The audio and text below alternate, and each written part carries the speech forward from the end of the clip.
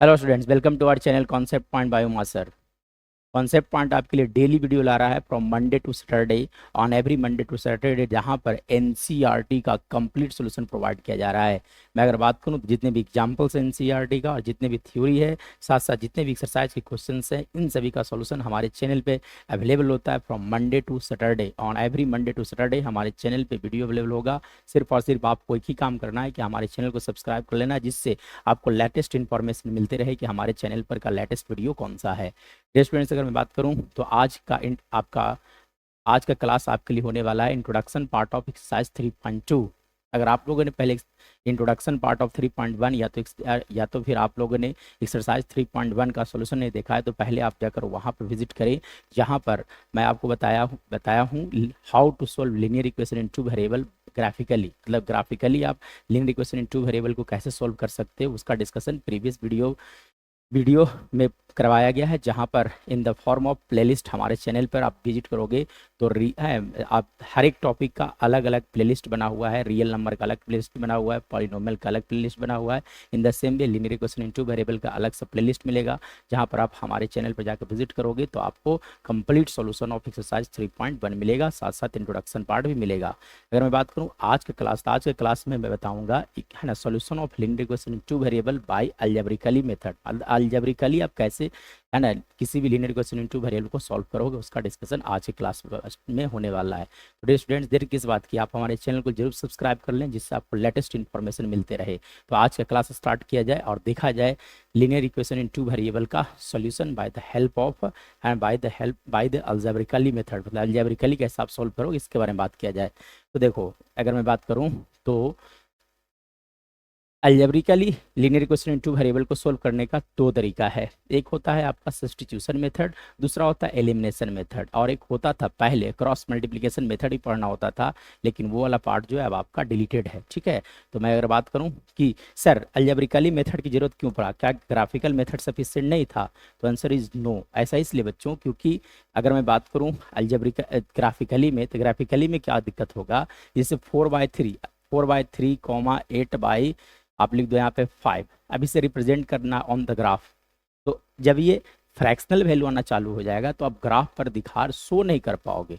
कोई जरूरी है कि एक्स और वाई का वैल्यू हमेशा इंटीग्रल वैल्यू आएगा, यानी कि एक्स और वाई का अगर वैल्यू इंटीग्रल आला है तो वहाँ पर solution of linear equation two variable को आप ग्राफ से शो कर सकते हो। लेकिन अगर मान लीजिए फ्रैक्शनल वैल्यू आना चालू हो जाएगा, तब वहाँ पर मुश्किल हो जाता है graph. By the help of graph we can not show it, इसलिए हम लोग को जरूरत पड़ता है ग्राफिकली मेथड। तो देखिए सॉरी अलजेब्रिकली मेथड, तो ग्राफ वहाँ पर फेल हो जाएगा, क्योंकि इस तरह के पॉइंट्स को ग्राफ पर दिखाना बहुत ही मुश्किल हो जाएगा। तो देखिए, अब यहाँ पे सबसे पहले स्टार्टिंग विथ सब्स्टिट्यूशन मेथड, उसके बाद अगला एक्सरसाइज है जहाँ पे हम लोग पढ़ेंगे एलिमिनेशन मेथड। तो सब्स्टिट्यूशन मेथड में क्या किया जाता है बच्चों, जैसे देखो मैं सिंपल से एक एग्जांपल लेता हूँ, जैसे लिख दिया जाए x plus y equal to 4।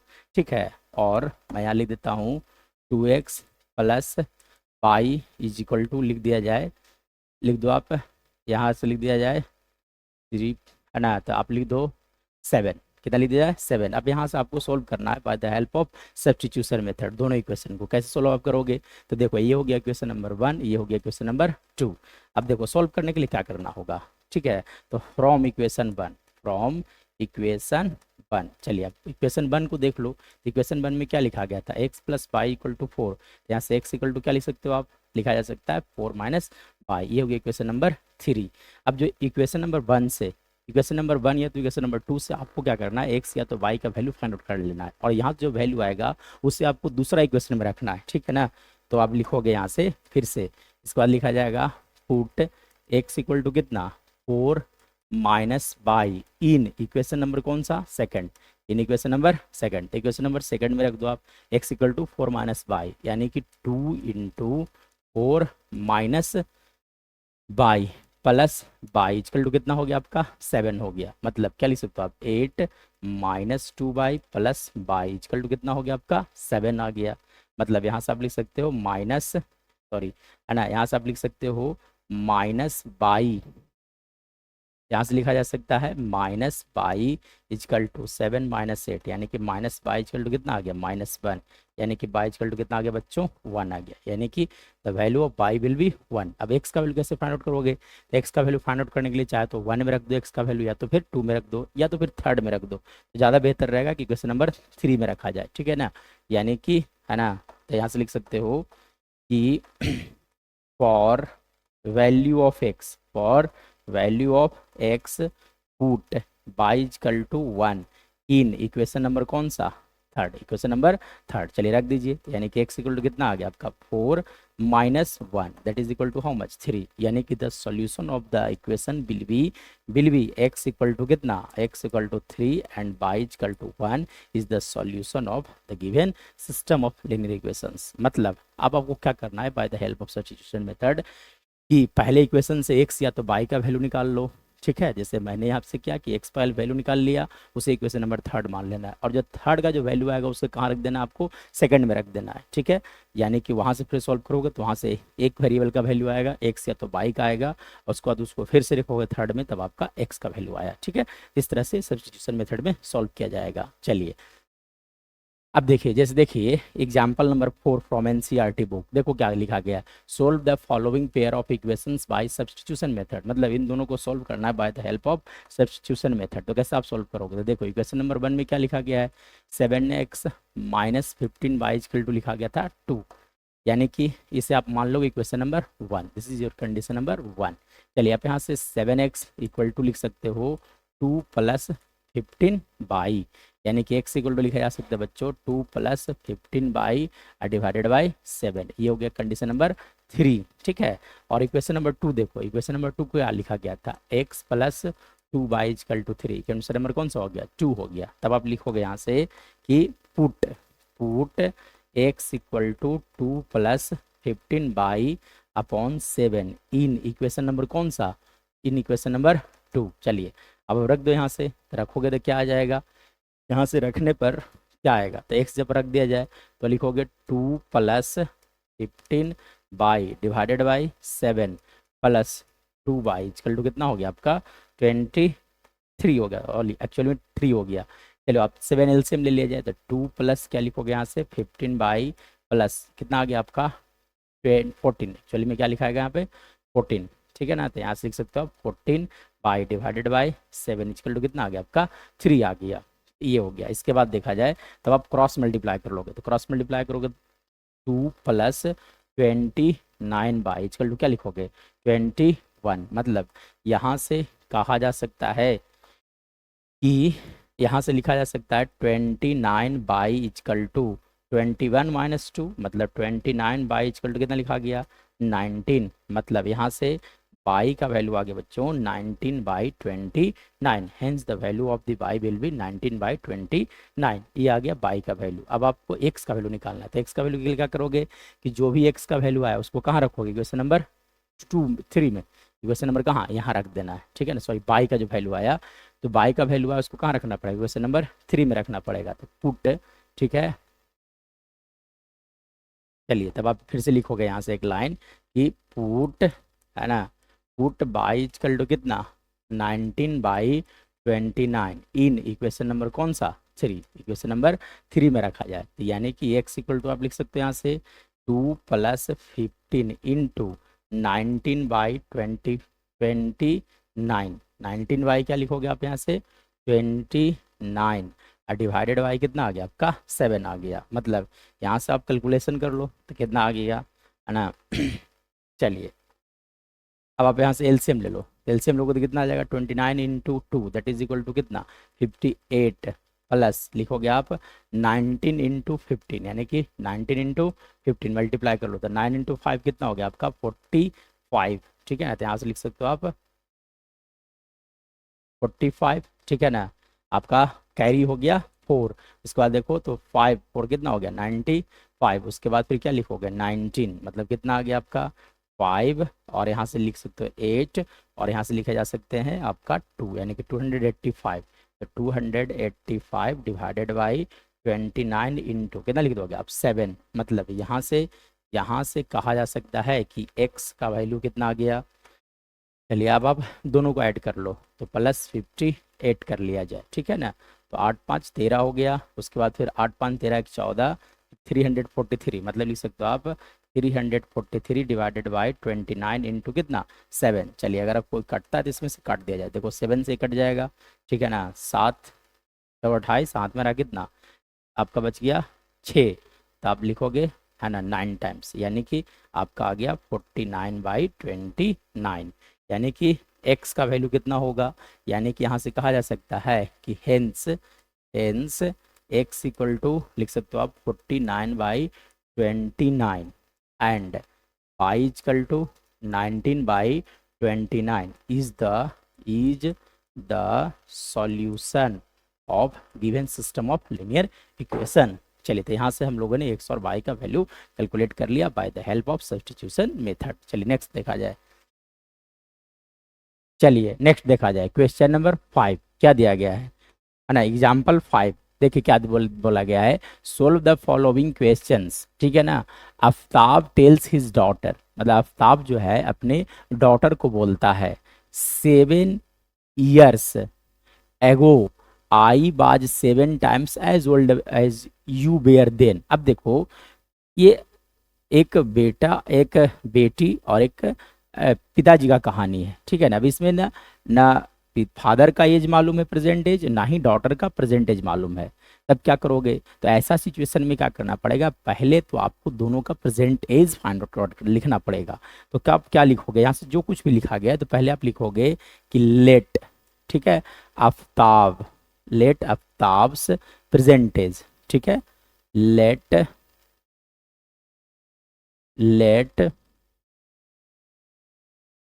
Late Aftab present age, ठीक है, Aftab present age present age be x year. आप सपोज कर लो कि आफ्ताब का प्रेजेंटेज एक्स ईयर है एंड डॉटर्स प्रेजेंटेज, ऐसा इसलिए क्योंकि दोनों का प्रेजेंटेज नहीं मालूम है और कंपेरिजन जो हो रहा है वो आपका प्रेजेंटेज के साथ हो रहा है, ठीक है ना।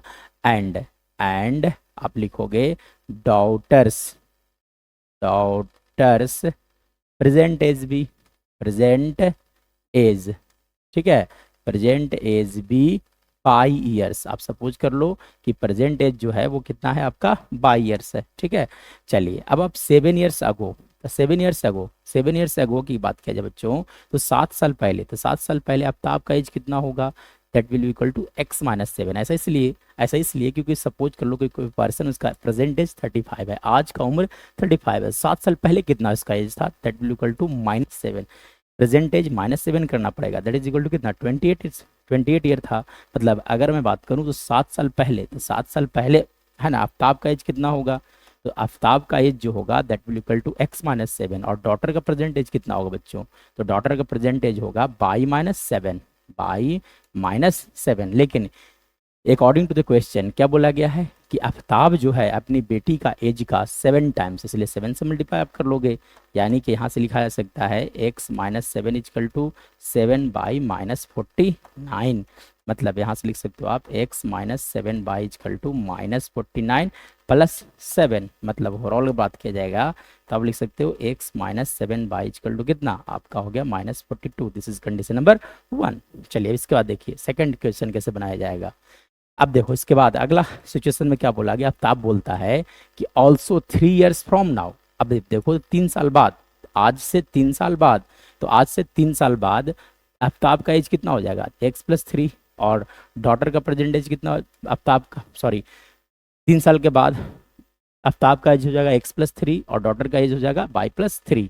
अब क्या बोलता है कि also 3 years from now I shall be, मतलब वो आफ्ताब जो होगा वो 3 टाइम्स हो जाएगा, यानी कि 3 times of the daughters as, ठीक है ना।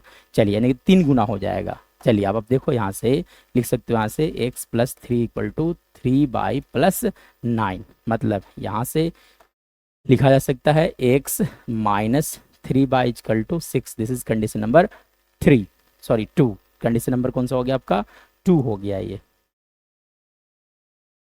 चलिए तो ये हो गया कंडीशन नंबर 2। चलिए अब इसके बाद देखिएगा, तो अब आपके क्या करना है, दोनों इक्वेशंस को एक जगह पर लिखो और दोनों को सब्स्टिट्यूशन मेथड से सॉल्व कर देना है। इसके बाद देखो इस क्वेश्चन में क्या बोला गया था, ठीक है ना, I shall be 3 times as old as you will be isn't this interesting, represent this situation algebraically, algebraically represent करना था, मतलब आपने जो इक्वेशंस फॉर्म कर दिया वो इस चीज़ को अलजेब्रिकली आपने रिप्रेजेंट कर दिया।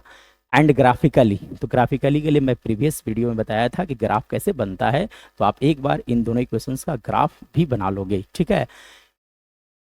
बाय सब्स्टिट्यूशन मेथड, उसके बाद इसका सोल्यूशन निकालना है by the help of substitution method. चलिए अब देखिएगा, तो दोनों का सोल्यूशन फाइंड आउट किया जाए bye the help of substitution method. तो देखो मैं दोनों इक्वेशन को एक साथ लिख रहा हूँ। तो पहला इक्वेशन में क्या आया था, x minus 7 equal to minus 42 आया था, और दूसरा इक्वेशन में क्या आया था, I think x minus 3 equal to 6 आया था, ठीक है। देख लीजिए एक बार, ठीक है, x minus 7 equal to minus 42 और x माइनस 3 इक्वल टू 6 आ गया, ठीक है।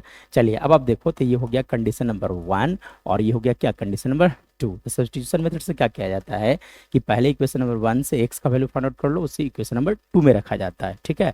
चलो आप लिखोगे, तो फ्रॉम फ्रॉम इक्वेशन नंबर 1, ठीक है। तो इक्वेशन नंबर 1 क्या लिखा गया था, x minus 7 equal to minus 42, मतलब यहाँ से x इक्वल टू लिख सकते हो माइनस 242 प्लस 7 चलिए अब आप क्या करोगे, यानी कि x का वैल्यू आ गया ये, ठीक है। नहीं, कंडीशन नंबर कौन सा हो गया आपका, 3 हो गया। अब जो 3 नंबर आ गया उसको कहाँ रखना है, इक्वेशन नंबर 2 में, ठीक है। तो लिखोगे आप यहाँ से पुट x इक्वल टू, है ना, minus 42 plus 7 in equation number कौन सा, 2। चलिए आप रख दीजिए यहाँ से। चलो आप रखोगे तो क्या आ जाएगा, यहाँ से लिख सकते हो आप minus 42 plus 7 minus 3 equal to लिख सकते हो आप यहाँ से 6, यानी कि यहाँ से कहा जा सकता है बच्चों कि, है ना, लिख सकते हो आप यहाँ से 4 इक्वल टू प्लस 6 प्लस कितना हो गया आपका 42, मतलब 4 इक्वल टू कितना लिख सकते हो आप, लिखा जा सकता है यहाँ से 48, मतलब बाई का वैल्यू आ गया कितना 48/4, मतलब ओवरऑल कितना आ गया 12 आ गया, यानी कि बाई का वैल्यू आ गया 12। तो एक्स का वैल्यू कैसे आप फाइंड आउट करोगे, तो इसे रख देना इक्वेशन नंबर 3 में, ठीक है। तो यानी कि आप लिखोगे फिर से, है ना, put put by equal to 12 in equation number कौन सा 3। चलिए आप रख दीजिए इक्वेशन नंबर 3 में। तो जब आप इक्वेशन नंबर 3 में रखोगे तो कितना हो जाएगा, एक्स इक्वल टू आप लिख सकते हो माइनस 42 अब प्लस 7 इंटू 12, प्लस 7 इंटू कितना आ गया 12 आ गया, मतलब आप लिख सकते हैं यहाँ से x इक्वल टू माइनस 42 अब प्लस 84, और 84 में से 42 गया तो x का वैल्यू कितना आ गया बोलो, तो x का वैल्यू आ गया आपका 42 आ गया। अब x क्या था, तो x था आपका आफ्ताब का परसेंटेज, और y क्या था, है ना, डॉटर्स का परसेंटेज, यानी कि हेंस दियर परसेंटेज।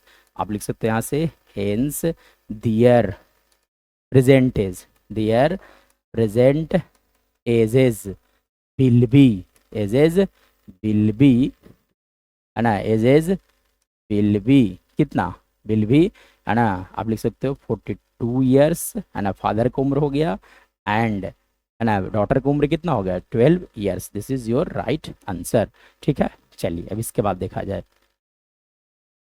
देखिए एग्जाम्पल नंबर 6, देखिए क्या बोला गया है, in a shop the cost of 2 pencil and 3 eraser is 9, है ना, मतलब किसी शॉप में 2 पेंसिल और 3 इरेजर का कॉस्ट दिया गया ₹9, and the cost of 4 pencil and 6 eraser is 18, और 4 पेंसिल 6 इरेजर का कॉस्ट कितना दिया गया ₹18 दिया गया है।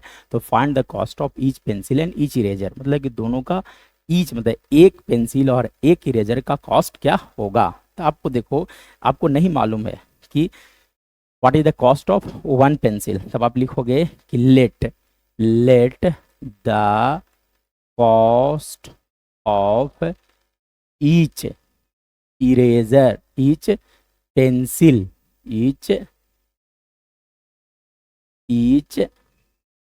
Pencil and eraser be ₹X and ₹Y respectively. चलिए अब आप लिख दोगे कि दोनों का जो है ना कॉस्ट है that is equal to ₹X and ₹Y respectively. चलिए अब आप देखिए यहाँ से अब आप लिखा सकते हो कि देखो in a shop the cost of 2 pencil, लेकिन पेंसिल कितना कर दिया गया 2, एक पेंसिल का दाम X रुपया, तो 2 पेंसिल का दाम कितना होगा बच्चों 2X, ठीक है ना।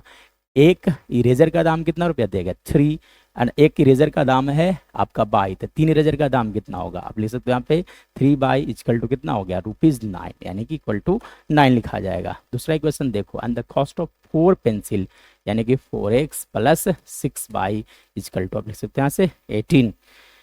देखो इक्वेशन नंबर 2 में आप 2 कॉमन ले सकते हो, यानी कि 2 into 2x plus 3y equal to कितना आ गया आपका 18, मतलब 2x plus 3y equal to कितना लिखा गया 19।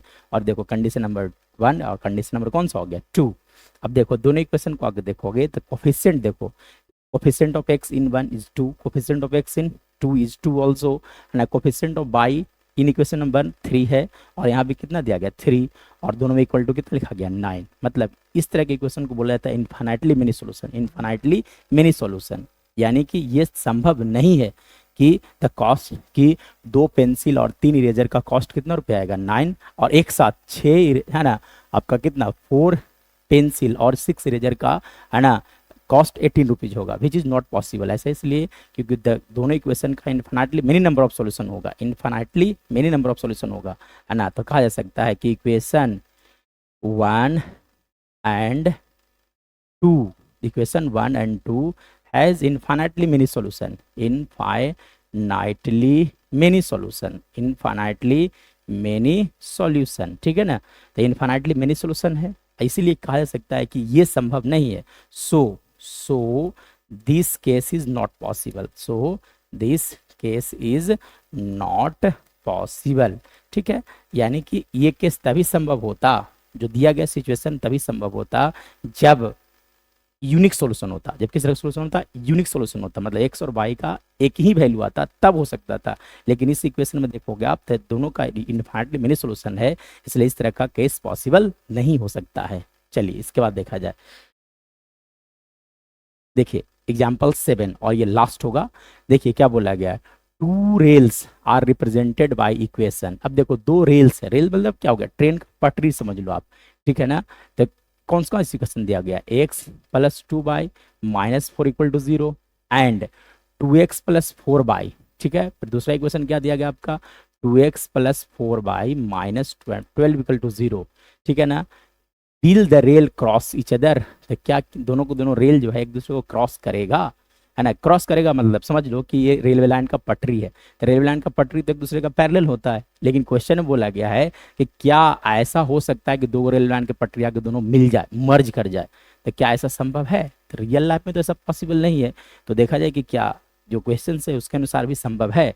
चलो आप देखो तो कैसे पता करोगे, तो देखो एक्चुअली में दोनों इक्वेशंस को आप देखोगे तो है ना, यहाँ से देखो इस इक्वेशन को देखोगे तो a1 बाई a2 का वैल्यू कैलकुलेट कर लो, तो a1 बाई a2 कितना आ गया आपको 1/2, फिर आप लिख दो यहाँ से b1 बाई b2 है ना, तो 2/4 that is equal to again कितना आ गया आपका 1/2, फिर आप लिख दो यहाँ से c1 by c2, c1 by c2 कितना आ गया -4 बाई -12, दोनों कट गए थे कितना आ गया 1/3 आ गया। यानी कि यहाँ से आप देख सकते हो कि a1 by a2 is equal to b1 by b2 is not equal to क्या हो गया c1 बाई c2 हो गया। और जब इस तरह की कंडीशन बनता है तो उससे बोला जाता है इनफाइनाइटली मेनी सॉल्यूशन। क्या बोला जाता है बच्चों, infinitely many solution, sorry no solution. क्या बोला जाता है, नो सॉल्यूशन।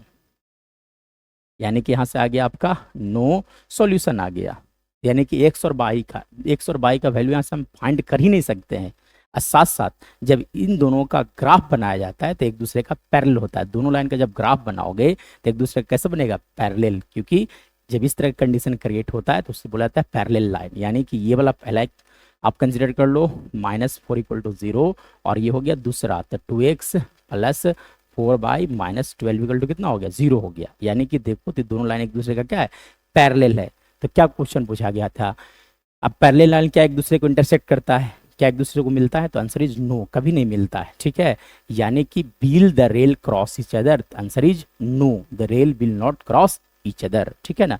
तो लिख दोगे आप यहाँ से no the rail will not cross each other, cross each other, ठीक है। चलिए, तो आज का वीडियो लेक्चर में बस इतना ही। अब अगले वीडियो में मिलेंगे जहां पर एक्सरसाइज 3.2 का सॉल्यूशन प्रोवाइड किया जाएगा। डियर स्टूडेंट्स, कॉन्सेप्ट पॉइंट आपके लिए चैप्टर 1 से लेकर के चैप्टर 14 तक का डेली वीडियो अपलोड करेगा from Monday to Saturday. On every Monday to Saturday हमारे चैनल पे वीडियो अवेलेबल होगा। सिर्फ और सिर्फ आपको एक ही काम करना है कि आपको हमारे चैनल को सब्सक्राइब कर लेना है। साथ साथ इस चैनल को जितना आप शेयर करोगे, जितना हमारे वीडियो को लाइक दोगे, उतना ही ज़्यादा हम लोग को एनर्जी का काम करेगा। इसलिए आप हमारे चैनल को सब्सक्राइब जरूर कर ले और साथ साथ अपने दोस्तों तक भी बहुत जरूर शेयर करें। That's all for today, we will meet in the next class.